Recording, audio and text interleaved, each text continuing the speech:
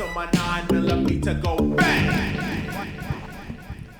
So, years ago, when I was in university, we had a class debate about hip-hop. The question on the docket was, is hip-hop violent? The answer, in one way, is obvious. Of course, there's violence and depictions of violent acts littered throughout the wide-ranging genre that is hip-hop music. But then, other genres don't need to defend the wide variety of art under their label in the way that hip-hop does. That's rooted in racism, that's rooted in discrimination. Nevertheless, I want to make the full case I should have made during that class debate back in 2010.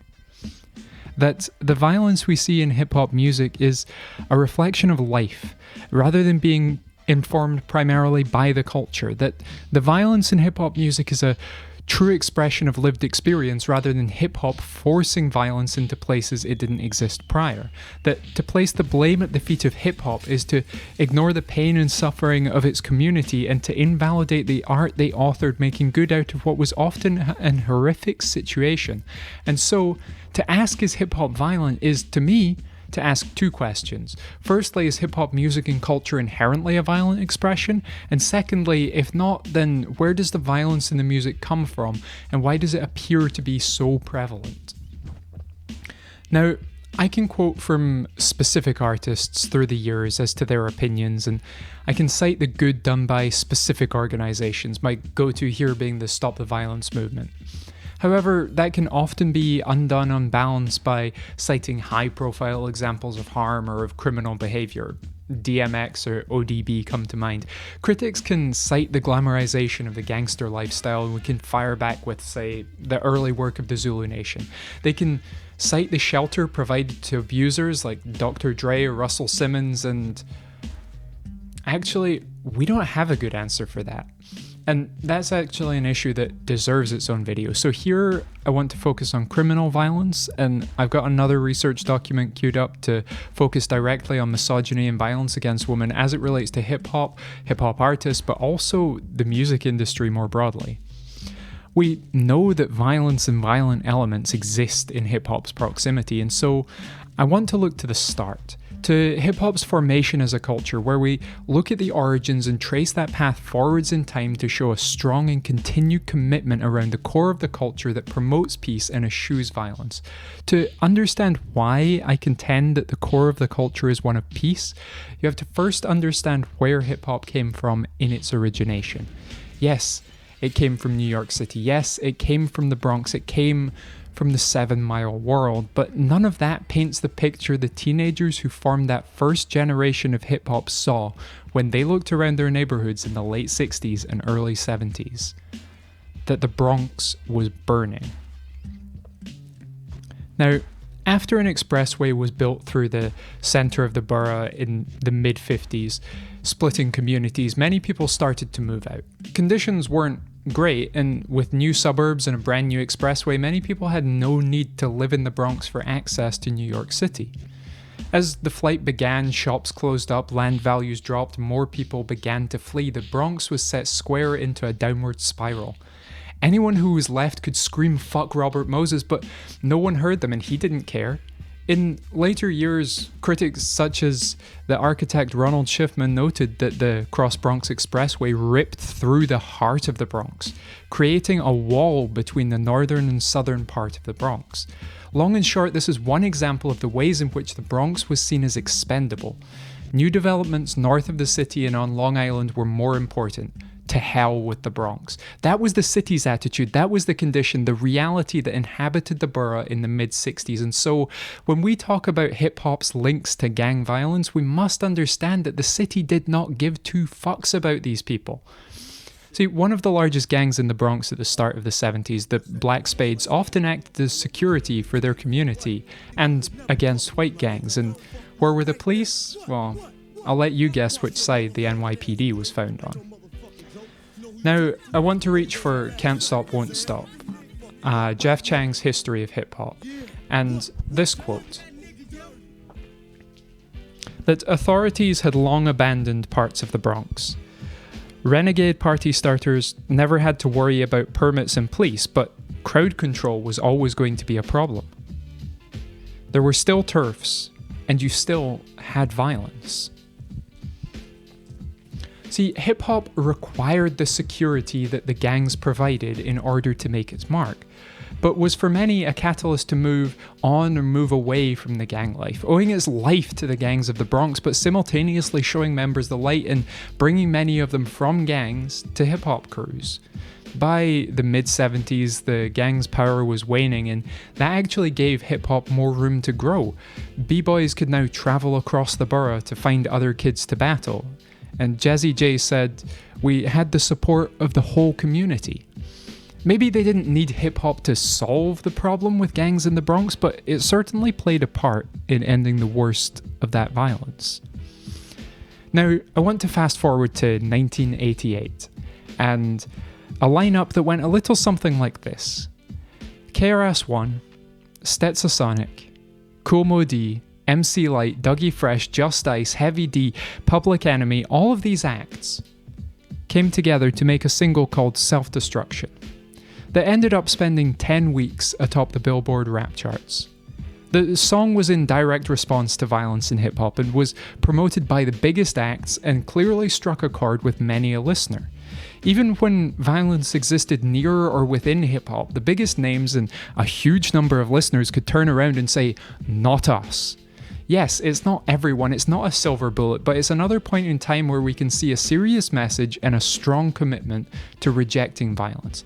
Hip-hop has felt the wrath of being painted as a violent and lawless culture many times over the years, and one shining example in my mind is the rest of the music industry blackballing hip-hop and preventing them from touring successfully throughout the 1990s. I wrote a video a while back about 1999 and the Hard Knock Life tour, and its importance to hip-hop touring at large. In that, I said this: that the low profile of black music on the concert scene in the mid-90s was underscored by a list of the top 50 US tours of 96. These top 50 grossed nearly $750 million. But only two tours, R. Kelly's and the Smoking Grooves tour, were tied primarily to R&B or to hip-hop. Together they grossed $15 million. That's 2% of the total. What made this such an important moment was that hip-hop hadn't seen a tour on the scale of the Hard Knock Life tour in over a decade, and with the rise in popularity of gangster rap combined with recent murders of Biggie Smalls and Tupac, hip-hop's commercial image had taken a dive. Not only was this an ambitious tour, but it was imperative for the culture that it went well. See, people were saying someone's gonna die on that tour, Damon Dash recalled, but after 11 weeks on the road, playing sold-out arenas from Canada to Texas, there was no violence and no fights. See, until the Hard Knock Life tour proved itself, hip-hop acts really had two choices in touring.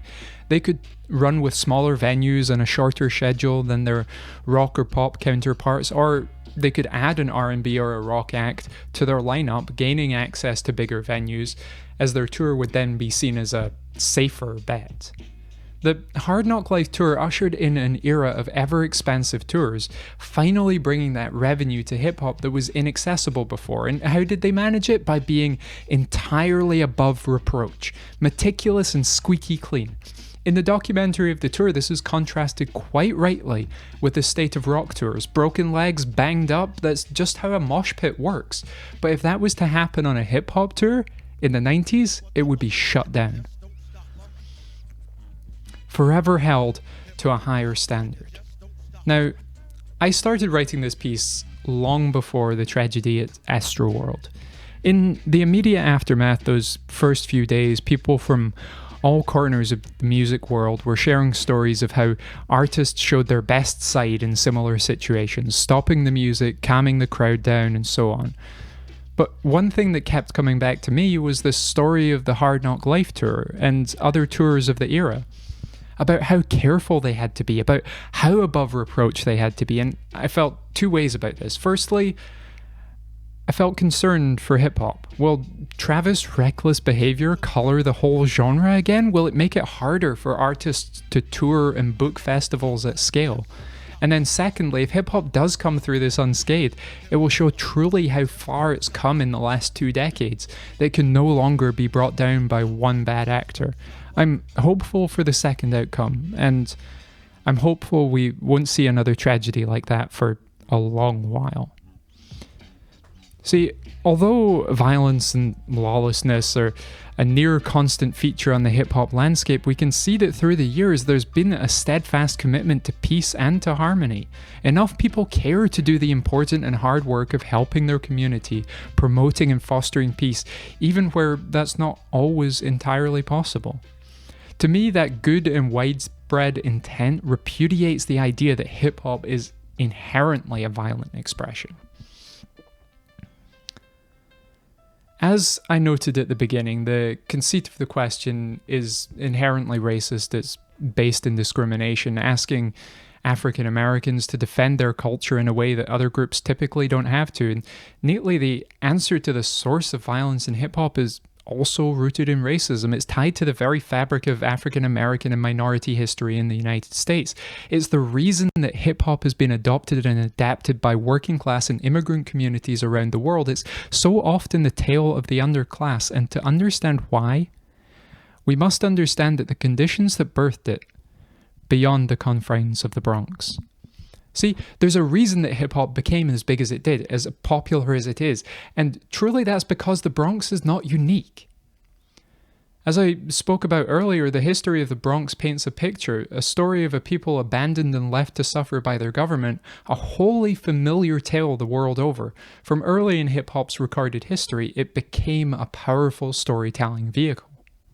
Broken glass everywhere, people pissing on the stage, you know they just don't care. I can't take the smell, can't take the noise, got no money to move out, I guess I got no choice. Rats in the front room, roaches in the back, junkies in the alley with the baseball bat. When the message dropped in 1982, it became clear that hip-hop didn't need to be party music, but it could carry a message, it could carry a truth. Sharing the reality of New York life to the rest of the country and the rest of the world. The message is a truly revolutionary record. It articulated that hip-hop music could speak to the issues that faced its performers and also its listeners. Hip-hop was about partying, yes, but music has always been a vehicle for protest, and hip-hop didn't need to be an exception. In fact, it was particularly important that hip-hop stood up for the people it represented. This ignited the first key way we see violence often reflected in hip-hop, as biographical truth. As I noted, the Bronx was not a unique situation. See, anywhere the government abandoned or did not care for its people, hip-hop tells those stories. Where centuries of discrimination manifested in redline preventing investments in minority communities, hip-hop told those stories. Where laws set out a hierarchy specifically to punish Black Americans, hip-hop told those stories. That hip-hop gave a voice to all of these conditions and more shouldn't paint it as a violent expression.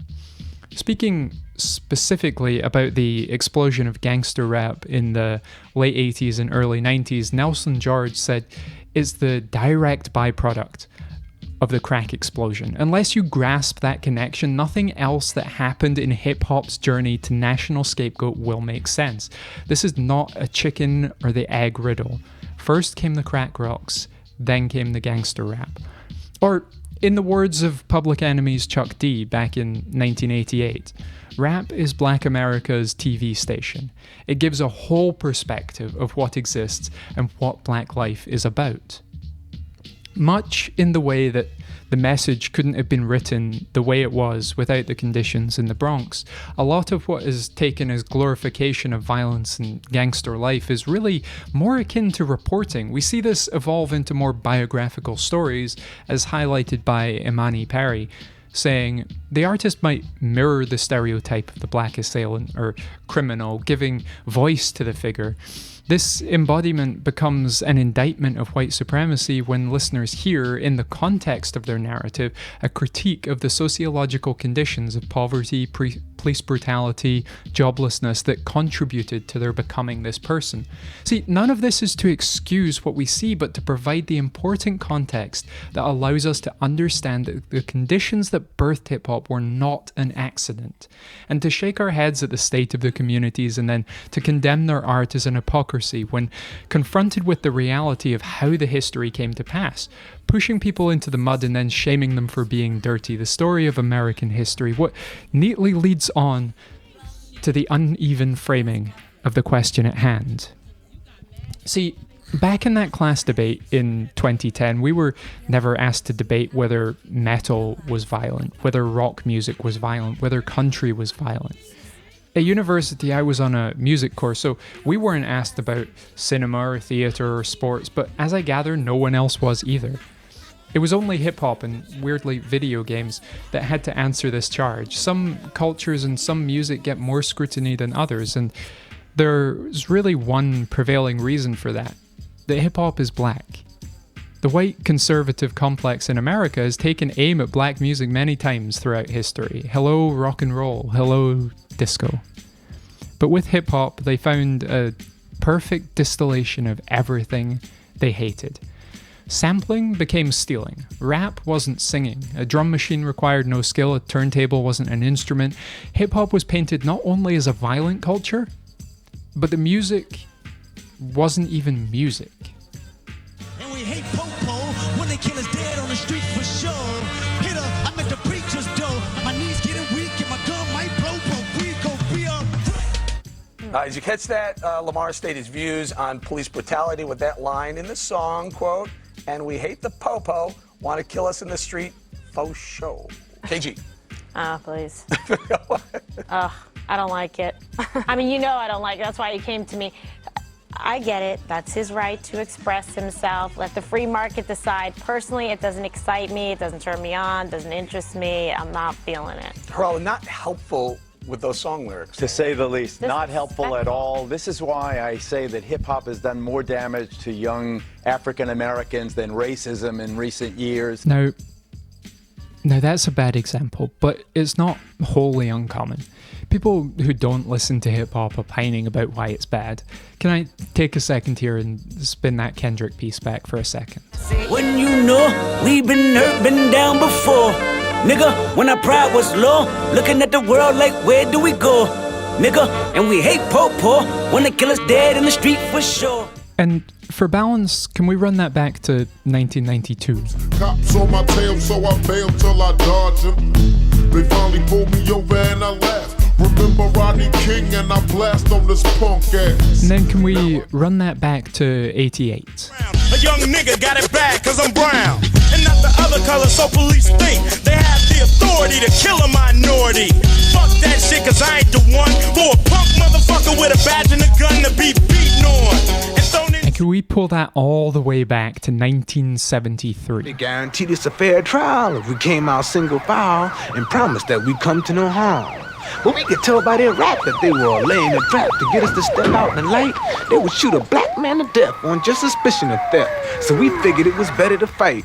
So when someone says something like rap has done more damage than anything else in the past 10 years and leaves out the context of a long-standing systemic issue that has been well documented by black musicians in hip-hop and its precursors for 40 and more years, that's colouring the audience's view in a very specific way.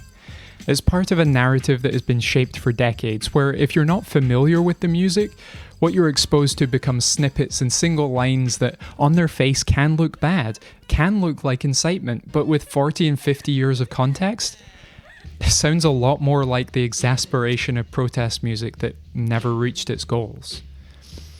I didn't even need to go back that far. Remember last year? The way Black Lives Matter protests were painted? The way African American pundits had to defend the right to protest and had to push back hard against charges of violence, destruction of property, looting. They had to urge peace and talk about that as a way forward. The point here is, even if there is violence in hip-hop, the uneven hand of the media frames the exploits of black Americans differently from those of white Americans, and that black musicians and poets have had a large audience for decades and have addressed the same grievances over and over and over and have gotten nowhere, all for certain segments of the population to barely even grasp a sliver of their work. For my part, Yeah, we were never asked to debate whether metal was violent, whether rock was violent. I mean, maybe we would have been if we'd been in school 30, 40 years earlier, whether country music was violent. But they can all answer the same charges that hip-hop does. That they aren't unequivocally violent, that there's more to them than that. But if we wanted to, we could cherry pick and find exactly the same expressions we find in hip-hop in these other genres. Find the same violence, the same misogyny. As KRS-One noted in By Any Means, when some get together and think of rap, they tend to think of violence. But when they're challenged on some rock group, the result is all silence. None of this is even a new observation. Back in 1988, when rap concerts were first painted as arenas of violence, the New York Times even published a piece noting that when you really look at the numbers, hip-hop tours were producing no more violence than other genres. But maybe the police were more attracted to hip-hop for whatever reason. That kind of violence is not exclusive to rap. After the 1983 performance in Central Park by Diana Ross, similar gangs terrorized concertgoers and bystanders. Hip-hop is inextricably linked to violence and to lawless behaviour. As much as we gloss over it today, without the youth gangs of the Bronx, hip-hop would not be the same. From its formation in the borough around poverty and deprivation, hip-hop sought to create something good and something better. It achieved that, but at its core, it's a community that's been deprived of so much that violence and lawlessness was never far from hip-hop's gate. To say that hip-hop is not ever violent, is not ever lawless, would be to retch it away from the conditions that birthed it and to sever the link to the community that birthed it, made it what it is today. And so ultimately, hip-hop has violent elements, not in its intention, not inherently, but as a byproduct of reflecting the reality it inhabits. That is to say, it is seeking peace in a peaceless world, and to stay grounded as a true culture of the people, it will unavoidably pick up pieces of everything that makes us human. And so to return to the question, is hip-hop violent? Let me answer that in two ways. Is hip-hop ever violent? Of course. I think I've done a good job of showing that the music does depict violent acts and does have bad actors within the wider culture. Though the vast majority of violence is either metaphorical or a true depiction of life as the artist sees it, not as incitement, not as inherent to the music. So then, is hip-hop inherently violent? To that, I'd say no. More often than not, the violence we see is born of circumstances beyond hip-hop's control, with root causes outside the immediate culture. As we see through the decades of hip-hop's now long history, the reality inhabited by hip-hop's practitioners isn't always pretty, but to color the culture as inherently violent would be to misunderstand the place it takes in the wider culture of America. Akin to blaming the newscaster for telling you about a fire. Just because hip-hop has told the world of the violence that it exists alongside does not make it the source of that violence.